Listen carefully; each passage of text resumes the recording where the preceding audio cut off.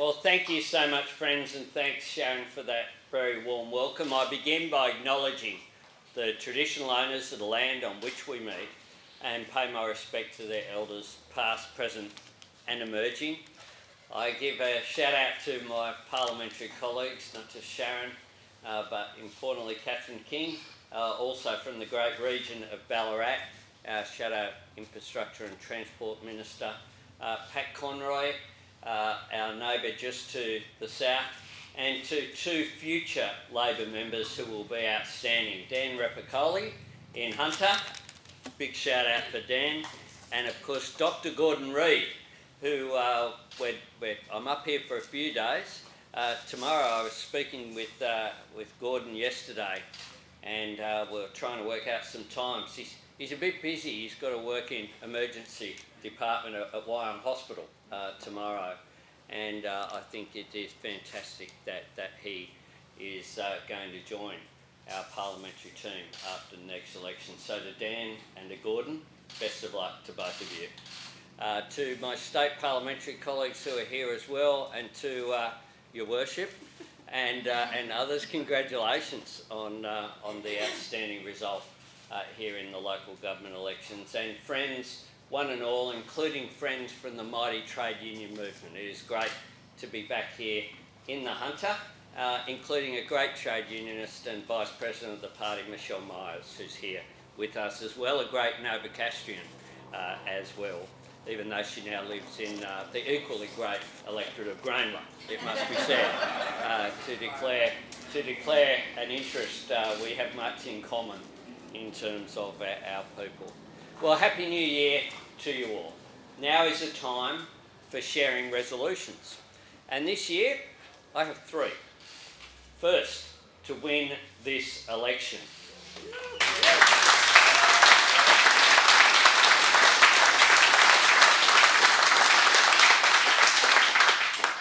Second is, of course, to lead a Labor government that focuses on creating a better future and brings the country back together.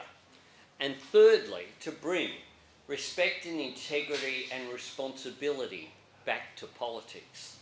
As we start a new year, we can agree that the last 2 years have challenged us in ways that no one could have possibly imagined. And yet, through all the upheaval, Australians have been and continue to be simply magnificent, unselfish and calm, caring and brave. But if the last 2 years have shown us the strength of our society and our community, they have also revealed the vulnerabilities of our economy and the fundamental flaws in the judgment and the character of Scott Morrison.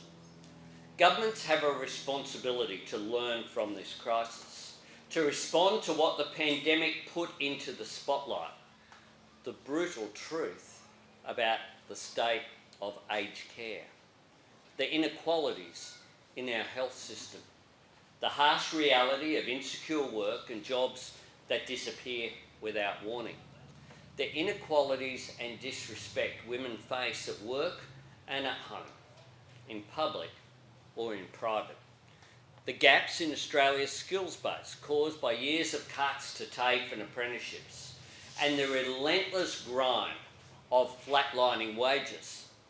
We need a plan to build back stronger, to build an economy that works for people, not the other way around, with rising wages, secure jobs, safe workplaces, more apprenticeships, and opportunities for all Australians. A plan for a better life for working families, one that invests in the services that mark a decent society: childcare for when you're growing up, Medicare if you get sick, and aged care when you grow old, and the right to a roof over your head, because I know that affordable housing changes lives. It changed mine. Above all, Australia needs a government that believes in people and invests in their potential. A government that backs communities like this one, that builds on your strengths, your skills, and that rewards your energy and ideas. That's what I'm here to talk about today, my vision for a better future for Australia, and Labor's plan for a stronger, fairer and more diverse economy. But of course, the fundamental starting point is this. If we want to put the current crisis behind us, if we want to address insecure work and wage suppression and cuts to penalty rates, if we want to do better on childcare, if we want to stop the attacks on TAFE and unions and teachers and universities and the arts, if we want to make women's safety a national priority, if we want to move past cynical culture wars and a leader who pits states against each other, if we want a government that steps up when times are tough, not one that steps back, if we want to put years of failures and scandals and rorts and waste and blame shifting and buck passing and smirking contempt behind us, then Australia needs to put Scott Morrison and his government behind us. Yeah. And with your help, we can do just that.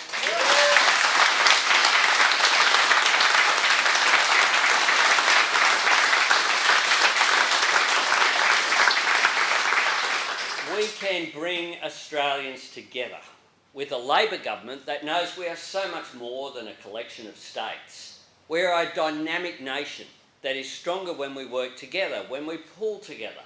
That's how you can move forward together. Of course, to move forward, we do need to get through the current health crisis. The Omicron outbreak continues to have a devastating impact on your local community here in the Hunter. Following on from the Morrison government's failure to secure a supply of vaccines because they said it's not a race, and their failure to construct purpose-built quarantine because it wasn't their job, it is beyond comprehension that the same mistakes are being made on the rollout of booster shots. The same mistakes are being made in aged care. The same mistakes are being made in disability care. The same mistakes are being made in testing capacity, and they're not even pretending to play a role in securing a supply of rapid antigen tests. Through the response to the pandemic, the Hunter and the Central Coast were treated with disdain by this arrogant and dismissive government.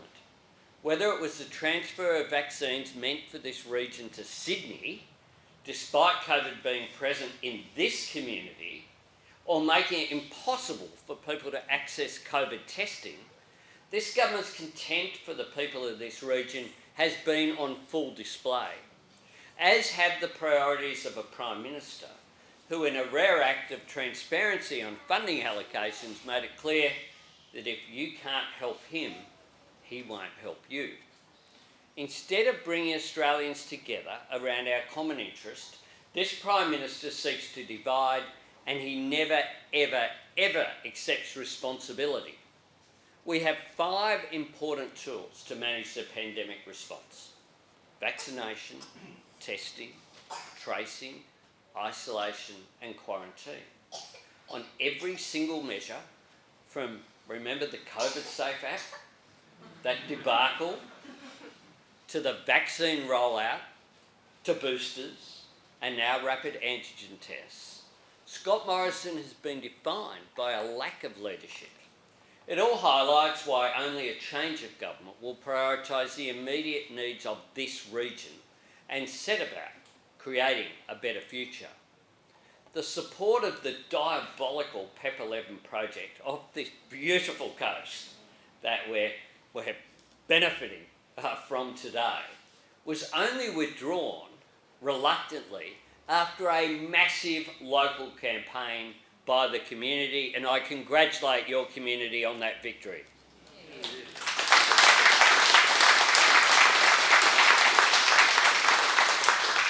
This community knows how to fight, and there's been a similar strong community campaign led by local MPs, state and federal, and candidates against the Morrison government's refusal to save your local GP access after hours service that closed on Christmas Eve of all days, and its refusal to stop cuts to hours at other clinics. Now, these reckless acts will add to health inequality, and they wouldn't happen. You all know that if it was the North Shore of Sydney or if it was in the Sutherland Shire. Today I announce that a Labor government will save your local GP access after hours service.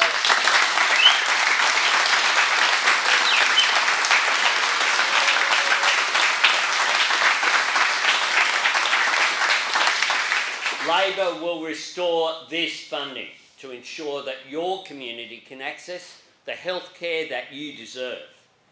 That is central to Labor's commitment to strengthen Medicare. It's one of the great divides in values in Australian politics. Labor believes in Medicare. We believe you should get healthcare when you need it. The other side essentially don't, which is why you had changes as well to the schedule come in again at inopportune times just before Christmas. Labor's plans for Newcastle and the Hunter will also centre on infrastructure, not just because I'm an infrastructure nerd. We know that good infrastructure serves communities. It creates secure, well-paid local jobs, and it connects your region to the national economy. Labor knows it because we've built it. Whether it was the transformation of the Honeysuckle precinct just down the road here through Brian Howe's Better Cities program, to more recently building the Hunter Expressway, talked about by the Howard government, never built, not a millimetre of it, or the Minimba to Maitland third rail line that lifted up productivity to the port. Only Labor has provided the investment that this region needs.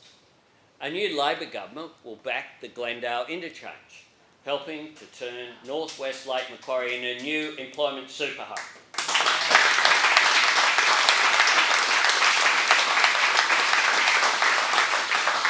This is a great project. It will unlock investment and opportunity across the Lower Hunter, creating 3,800 new jobs and spurring the construction of 2,700 new residences. The Liberals have spent 8 years standing in the way of this opportunity. In fact, their first budget cut funding for an earlier stage of this critical project. Now, despite the very high benefit to cost analysis, it must have been the wrong colour on the colour-coded spreadsheet that they used to rort public funding for projects. Because how you could cut funding for a project that had double-digit benefit for every dollar invested is just extraordinary. And we all know that even if they suddenly pretend to discover this project and support it in the lead up to the election, they'll never deliver it. You can take Labor's commitment to the bank. Now, I had the privilege of serving as Australia's first ever Minister for Infrastructure. As Federal Infrastructure Minister, I built and upgraded 7,500 kilometres of road. We rebuilt, fully rebuilt, 1/3 of the interstate rail freight network.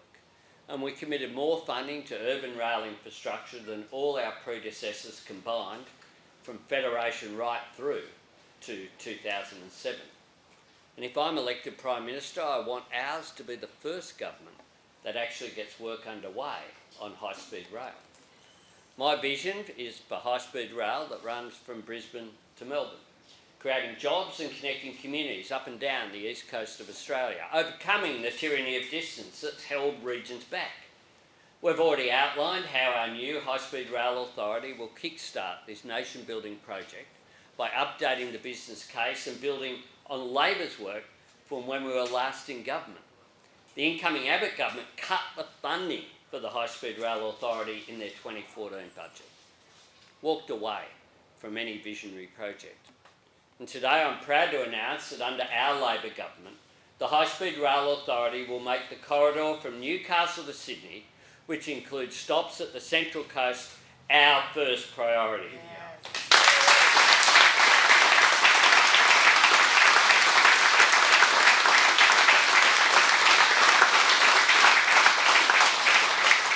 The Phase 2 study, which reported in 2013, identified this corridor as the first component of an eventual line to Brisbane. I appointed a high-level committee to manage the study. Now, unlike this government, I didn't appoint just a bunch of mates and failed Liberal former MPs. I appointed a body that was an attempt to try to entrench going forward, because it is, by definition, a project that can't be done in a single term of government. So that included the former Deputy Prime Minister, the late Tim Fischer, a serious advocate for high-speed rail. It included showing the economics stack up, the head of the Business Council of Australia, Jennifer Westacott. It included the Rail, Tram and Bus Union. It included a representative group to try and entrench this project, but still the government walked away from it. We'll put it back on track. Faster rail would see a major benefit, with travel times from Newcastle to Sydney cut to just 2 hours. And once high-speed rail is up and running, this journey would take only 45 minutes. Imagine being able to jump on the train at 6:30 and be at Sydney Olympic Park for the start of the night's game. It will make the region more connected, giving business opportunities for closer collaboration and integration, as well as an incentive for people looking to relocate to the region. It will bring economic benefits to local industries like tourism and hospitality. And high-speed rail is a game changer for workers commuting to Sydney. Of course, investing in rail infrastructure doesn't stop at the end of the line. The trains that run on the tracks should be made in Australia too.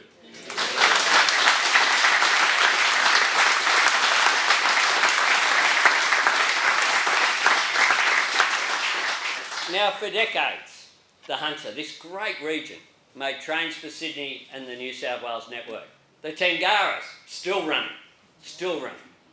Then the state Liberal government turned their back on workers here and decided to buy trains from overseas. Not because it was cheaper, but because the Liberals don't believe in local industry and they never support local workers or skills.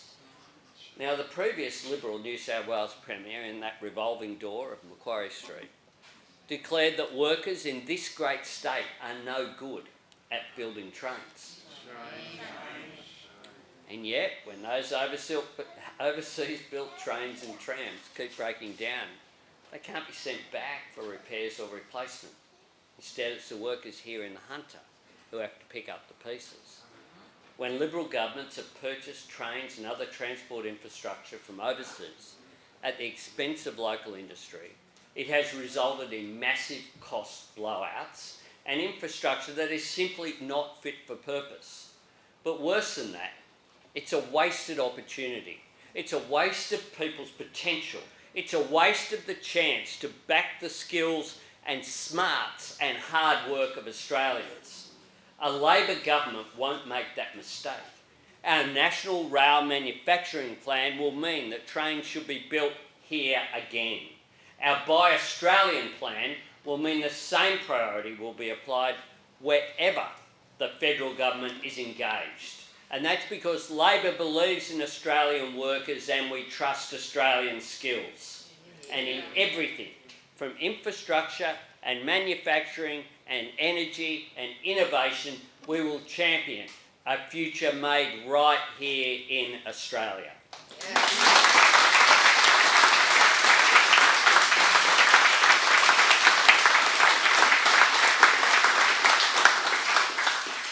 Now, I've chosen to start the year here in the Hunter, not just because this is perhaps, I don't think perhaps, I'm going to just declare this is the best venue that any Labor leader has ever given a speech in, I've got to say.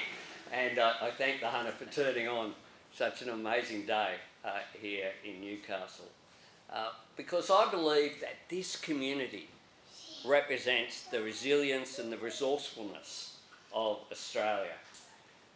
I have a very close relationship here, and as Sharon said, some of you mightn't even be aware that when I was the Young Labor representative at the ALP National Conference, Triple J exists because of a resolution passed by Newcastle Young Labor Association that went up through the system.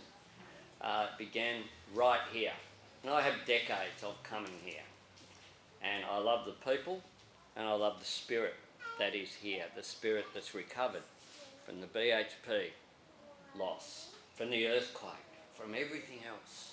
There is so much that the Hunter can teach us about adaptation and change and reconstruction and innovation. and the resilience of working class people and the values of working class people. Yet for too long, Liberals in Sydney and Canberra have treated the hunter as a difficult question to be ignored, a challenge to be avoided, or a cost to cut.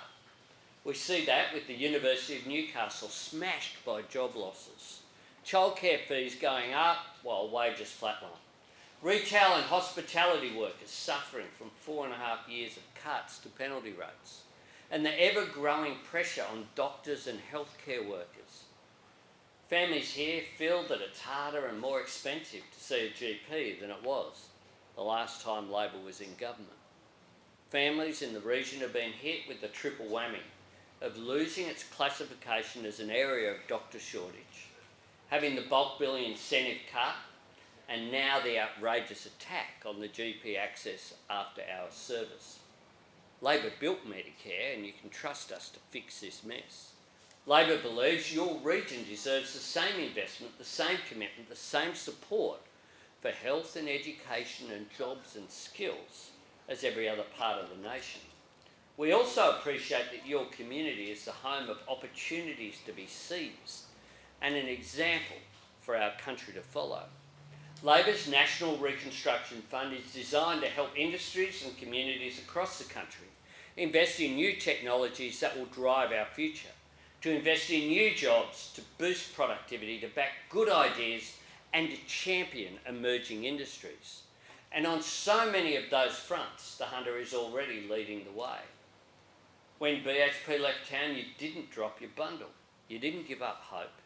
You refused to let the skills and smarts and strengths of your workers wither on the vine. Instead, you diversified, you adapted, you trusted that the very things which had made you leaders in one field could bring you success in another. Well, I believe that government has a role to play in nurturing great ideas, supporting good jobs, and helping our regions and communities respond to economic change and thrive through it. My opponent thinks if government just gets out of the way, the market will just sort it all out. We know from experience that's not true. There are so many examples of world-class innovation right here that could reach even greater heights with a government that supported science, innovation and advanced manufacturing, like MCI, which is trialling a new technology developed at the University of Newcastle that transforms captured carbon dioxide emissions into carbonate rock that can be used in building materials. Or 3ME technology, which is working to electrify heavy vehicles used in mining, replacing diesel engines with its cutting-edge battery electric systems. A Labor government will value great ideas and good jobs, will help our communities through economic change. No one held back, no one left behind. It's the Labor way. We're now in the third year of the third decade of the 21st century. And to tell it straight, no honest leader can promise to turn back the clock on economic change, on energy, on anything.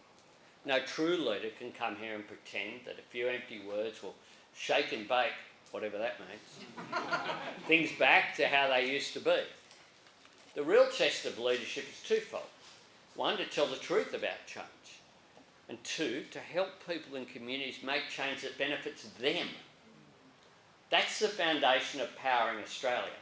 Labor's plan to meet the challenge of climate change and seize the opportunity to become a renewable energy superpower. Our plan is comprehensive and fully costed. It will save families an average $275 a year on power bills. It will create over 600,000 jobs. And communities like Hunter are at the heart of it. We respect the contribution that coal miners of the Hunter make to Australia's national success. We know it is always hard work, and we know that too often it is also dangerous work. And for as long as there is a Labor Party, we will fight to ensure that it is fairly paid work with decent conditions, including cutting through the complicated mess of labour hire agreements with a straightforward rule that I put into a private member's bill that's in the Parliament right now. Same job, same pay. Very simple principle, effective, coal miners and other workers throughout our economy. Our Powering Australia plan recognises that for decades, the workers and businesses of the Hunter have been central to the prosperity of the country's entire energy sector. Coal and coal workers continue to be an important part of your economy and community, but there are opportunities to diversify the products that you export and sell. The energy mix of this region of our whole country will change. That's the simple, inescapable reality of trading on a global market. Decisions get made in boardrooms in Beijing, New York and Tokyo that directly affect us here.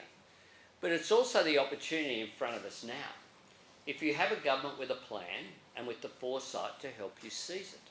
Just look at the way Liddell is being transformed into a solar and hydro power hub, taking up a new lease on economic and environmental life. That shouldn't be an exception or a lucky product of a good business doing the right thing. It is a core responsibility for any government. 90%, think about this, 90% of the world's solar cells are based on technology developed in Australia, right here. But the Liberals' opposition to renewables meant that Australia failed to commercialise that scientific innovation. We failed to seize the jobs. Most of the solar panels on people's roofs are imported. Australian innovation, and often Australian products and resources going into the construction of them. What a wasted opportunity. A Labor government will partner with you to grab the opportunities that are in front of us. We'll back you and shape a prosperous future together. The Hunter will continue to be a centre for innovation, ideas and entrepreneurship. But the Liberals and Nationals have no plan for this region, no faith in its people, no sense of the potential and possibility of this community. They can't shape the future because they're scared of the present, and they can't see beyond the next photo opportunity. In 2002, the choice facing Australians is more clear and more important than ever before. And I will be saying this to Australians, not just on the first days of this year, but right up every day before the election. Do you believe that this tired, divided, say anything, do nothing government deserves a second decade in power? Does anyone think that they'll get better with another 3 years in office? Or do you believe the country needs and deserves a change? The safe change that my team are offering. My team and I are seeking renewal, not revolution, because our plans for change are not about tearing down everything that has gone before, but rather about building up the enduring values which make this a great country and the Hunter and the Central Coast great regions. Our policies are based on the best qualities of the Australian people. Their Labor values, compassion, decency, hard work and a fair go. No one held back and no one left behind. And our approach will restore respect and humility and decency and accountability to political life, underwritten by a National Anti-Corruption Commission.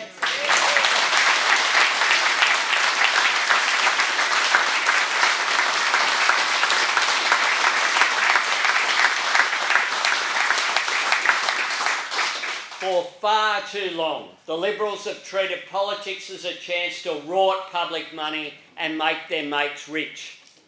For too long, our country has suffered a Prime Minister who thinks his most important job is finding someone else to blame for his failures.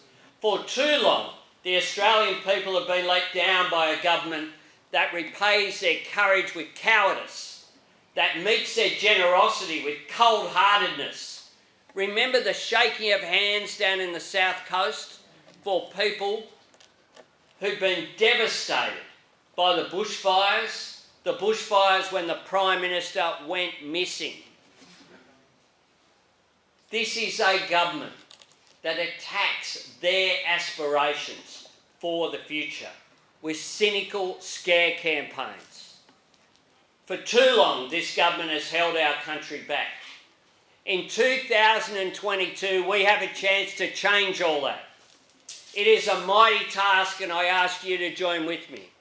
A great responsibility to return our Labor members here and have them joined by a new member for Robertson, who stands up for his local community, by a new member for the Hunter, joining the members for Patterson and Dobell and Shortland and, of course, Newcastle. We can get it done. We have the opportunity to look after this and future generations. We have a chance to make history, but above all, we have a chance to build a better future. I intend to work each and every day to turn that opportunity into a reality, and I thank you for the launch of the 2022 campaign that will go on each and every day between now and election day. Whether it's March or May, we need to put this government behind us because Australia and this region deserve a better future. Thanks very much.